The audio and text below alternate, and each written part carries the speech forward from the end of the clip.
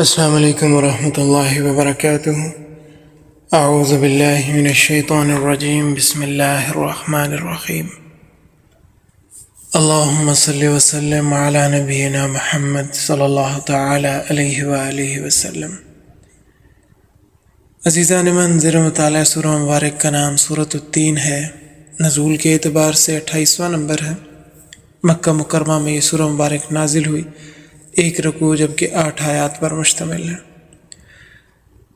اس سورہ مبارک کے آغاز میں اللہ رب العالمین نے 4 قسمیں کھائیں جن کی تفصیل گزشتہ سبق کے اندر گزر چکی ہے۔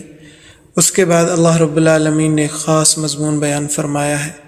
اللہ پاک ارشاد فرماتے ہیں، لَقَدْ خَلَقْنَا الْإِنسَانَ فِي أَحْسَنِ تَقْوِيمٍ، البتہ تحقیق ہم نے پیدا کیا انسان کو اچھی ترکیب میں۔ انسان کا بدن دیکھا جائے، جانوروں کا بدن دیکھا جائے، انسان کو جیسی قد و قامت اور وضاقت اللہ تعالیٰ نے دی ہے وہ دوسری کسی مخلوق میں نظر نہیں آتی۔ انسان کے ہاتھ، انسان کے پاؤں، اس کی آنکھیں، اور پھر فہم و فراست، اللہ تعالیٰ نے سوچنے کے لیے، سمجھنے کے لیے دماغ دیا، پھر قوت فیصلہ دی۔ انسان وہ واحد مخلوق ہے جو اپنے ساتھ ساتھ ماحول کا بھی سوچتی ہے، اپنے ساتھ ساتھ دوسری مخلوق کا بھی سوچتی ہے۔ اللہ رب العالمین نے انسان کو ایک اچھی ترکیب کے اوپر پیدا فرمایا، اچھی صورت میں انسان کو پیدا فرمایا۔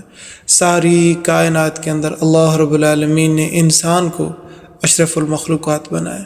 اللہ رب العالمین ارشاد فرماتے ہیں، وَلَقَدْ كَرَّمْنَا بَنِي آدم، اور البتہ تحقیق ہم نے فضیلت دی بنی آدم کو۔ پھر اللہ رب العالمین ارشاد فرماتے ہیں، ثُمَّ رَدَدْنَاهُ أَسْفَلَ سَافِلِينَ، پھر ہم نے لوٹایا اس کو نیچوں سے نیچے۔ انسان رہے تو بڑی بلند مخلوق ہے، لیکن جب انسانیت کے درجے سے گر جاتا ہے تو شر البریہ ہو جاتا ہے، اللہ تعالیٰ کی ساری مخلوق سے برا ہو جاتا ہے۔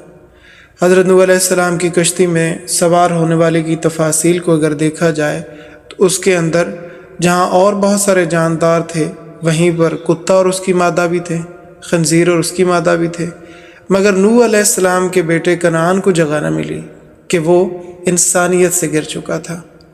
اللہ رب العالمین نے اجمالی طور پر فرمایا کہ آپ کے اہل کو بچاؤں گا، محفوظ رکھوں گا۔ تو حضرت نوح علیہ السلام نے جب بیٹے کو غرق ہوتے ہوئے دیکھا تو کہا، رب ان ابنی من اہلی وان وعدک الحق، اے میرے رب، بے شک میرا بیٹا میرے اہل میں سے ہے اور آپ کا وعدہ برحق ہے۔ اللہ رب العالمین نے فرمایا، انہ لیس من اہلک، بے شک وہ نہیں ہے آپ کے اہل میں سے، انہ عمل غیر صالح، اس کے کام اچھے نہیں۔ پیغمبر کے بیٹے کے عمل اچھے نہیں تھے تو کشتی میں جگہ نہیں ملی، جبکہ کتے اور خنزیر کو جگہ مل گئی۔ انسان اگر انسان ہو تو بہت بلند ہے، اور جب گر جائے تو پھر اس کی کوئی قدر و قیمت نہیں ہوتی۔ انہی انسانوں میں سے منافق بھی ہیں جو جہنم کے سب سے نچلے درجے میں ہوں گے۔ ان المنافقین فی الدرک الاسفل من النار، سورۃ النساء آیت نمبر 145 کے اندر اللہ رب العالمین ارشاد فرماتے ہیں، بے شک منافق لوگ دوزخ کے سب سے نچلے طبقے میں ہوں گے۔ پھر فرمایا، ہم نے اس کو لوٹا دیا نیچوں سے نیچے، الا الذین آمنوا، مگر وہ لوگ جو ایمان لائے، وعملوا الصالحات، اور نیک کام کیے، اچھے کام کیے، ان کے درجے بلند ہوں گے۔ فَلَهُمْ عَجْرٌ غَيْرُ مَمْنُونَ، پس ان کے لیے اجر ہوگا نہ ختم ہونے والا، جو کبھی بھی ختم نہیں ہوگا۔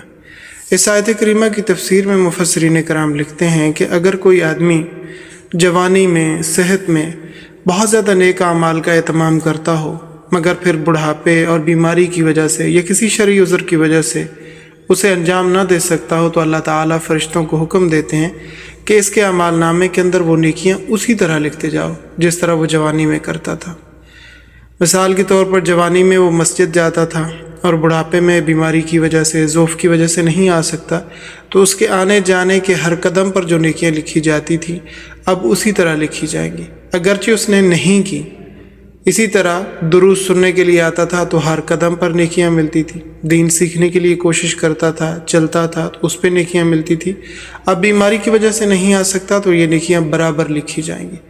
اس کو اس طرح سمجھنا چاہیے کہ جیسے ایک پرماننٹ امپلائی ہوتا ہے اور ایک ڈیلی ویجر ہوتا ہے۔ جو عارضی طور پر ملازمت پہ رکھا گیا ہوتا ہے. تو جس دن ڈیلی ویجر عارضی ملازم چھٹی کرتا ہے اس دن کی اس کو تنخواہ نہیں ملتی، اور کمپنی جو باقی امپلائیز کو فیسیلیٹیٹ کرتی ہے اسے فیسیلیٹیٹ نہیں کرتی. جبکہ جو پرماننٹ امپلائی ہوتا ہے وہ اگر 1 دن 2 دن 3 دن چھٹی بھی کرتا ہے تو ان دنوں کی بھی وہ تمام کی تمام فیسیلیٹیز اس کے کھاتے میں پڑتی ہیں، اس کو اسی طرح سے انٹرٹین کیا جاتا ہے جس طرح وہ آن ڈیوٹی تھا. اور پھر جب ریٹائرمنٹ لے لیتا ہے تو پھر اس پر اسے پینشن بھی ملتی ہے. تو کوشش ہماری یہ ہونی چاہیے کہ ہم اللہ رب العالمین کے پرماننٹ امپلائی بن جائیں، اور وہ جو نیک اعمال ہماری زندگی کے اندر اللہ تعالیٰ کی توفیق سے ہیں ان کو پرماننٹ بیسس پہ کرنا شروع کریں، تاکہ اگر خدا نخواستہ زندگی میں کبھی کوئی ایسے حالات آ بھی جائیں کہ ہم ان کاموں کو اس طرح سے سر انجام نہ دے پائیں جس دل جمعی کے ساتھ اور جس اہتمام کے ساتھ اب دے رہے ہیں، تو پھر اللہ رب العالمین ہمارے لیے بھی اپنی رحمت کا یوں ہی فیصلہ فرمائے. پھر اللہ رب العالمین فرماتے ہیں فما یکذبک، پس اے انسان کون سی چیز جھٹلانے پہ مجبور کرتی ہے تجھے؟ بعد یہ سننے کے بعد کہ ہم نے انسان کو اچھی ترکیب میں پیدا کیا. یہ بات سننے کے بعد کہ اللہ تعالیٰ نے انسان کو اچھی ترکیب میں پیدا کیا ہے، اس کے بعد پھر کون سی ایسی چیز ہے جو تمہیں جھٹلانے پہ مجبور کرتی ہے؟ اور کیا جھٹلاتا ہے انسان؟ بالدین، حساب کے دن کو، بدلے کے دن کو. اور بدلے کے دن سے مراد قیامت ہے، جس کا گزشتہ بہت ساری صورتوں کے اندر تذکرہ آیا ہے کہ منافقین، مشرکین اور کفار مکہ اس چیز کا انکار کرتے تھے کہ یہ قیامت کا قائم ہونا کچھ بھی نہیں ہے، حساب کتاب کچھ نہیں ہے، جزا سزا کچھ نہیں ہے، جنت جہنم کچھ نہیں ہے. اللہ رب العالمین پھر اسی بات کو یہاں پہ دہرا رہے ہیں کہ جس وقت تمہارے سامنے یہ بیان ہو چکا کہ اللہ تعالیٰ نے انسان کو اچھی ترکیب کے اوپر پیدا کیا ہے، پھر کون سی ایسی چیز ہے جو تمہیں جھٹلانے پہ مجبور کرتی ہے؟ قیامت کے دن کو، حساب کے دن کو.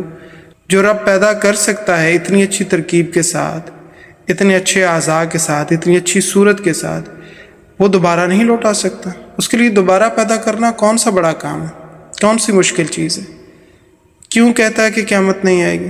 اللہ رب العالمین پھر ارشاد فرماتے ہیں الیس اللہ باحکم الحاکمین، کیا نہیں ہے اللہ تعالیٰ سب حاکم سے اچھا حاکم، حق والا، عدل والا، انصاف والا حاکم؟ تو مفسرین کرام بیان فرماتے ہیں کہ اگر قیامت نہ آئے تو اللہ تعالیٰ کا عدل ظاہر نہیں ہوگا، کیونکہ دنیا میں سچے کو جھوٹا بنا دیا جاتا ہے، جھوٹے کو سچا ظاہر کیا جاتا ہے. دنیا میں تو صحیح فیصلہ نہ ہوا، سچ جھوٹ میں فرق نہ ہوا، سچے اور جھوٹے کا پتہ نہ چلا، حق و باطل کا علم نہ ہوا، مومن اور کافر کا فرق معلوم نہ ہوا، مواحد اور مشرک کا کوئی نتیجہ نہ نکل سکا. ایک متبع سنت ہے جبکہ دوسرا انسان بدعت کے اوپر ڈٹا ہوا. تو عقلی طور پر بھی قیامت کا آنا ضروری ہے تاکہ یہ سب کا سب فرق معلوم ہو جائے. تو جو قیامت کا انکار کرتے تھے وہ اللہ تعالیٰ کو احکم الحاکمین نہیں مانتے تھے. تو حدیث شریف کے اندر آتا ہے کہ اس آیت کریمہ کو جب بھی پڑھا جاتا تو آپ علیہ الصلوۃ والسلام خود بھی پڑھتے تھے، بلا نحن علی ذلک من الشاہدین، اور صحابہ کرام رضوان اللہ تعالیٰ علیہ مجمعین بھی پڑھتے تھے. نماز کے علاوہ جب یہ آیت کریمہ سنی یا پڑھی جائے الیس اللہ باحکم الحاکمین، تو یوں کہا جائے بلا نحن علی ذلک من الشاہدین، کیوں نہیں، ہم اس پر گواہ ہیں کہ اللہ تعالیٰ احکم الحاکمین ہے. کیونکہ اس آیت مبارکہ کے اندر اللہ رب العالمین سوال کر رہے ہیں کہ اللہ تعالیٰ سب حاکموں سے اچھا حاکم نہیں ہے. تو جب یہ آیت مبارک سنی جائے یا پڑھی جائے نماز کے علاوہ تو یوں کہا جائے بلا نحن علی ذلک من الشاہدین. دعا ہے کہ اللہ رب العالمین ہمیں صحیح دین سیکھنے، سمجھنے اور سنت کے مطابق اس کے اوپر عمل کرنے کی توفیق نصیب فرمائے. سبحانک اللہم و بحمدک، نشہد ان لا الہ الا انت، نستغفرک و نتوب الیک. والسلام علیکم ورحمۃ اللہ وبرکاتہ.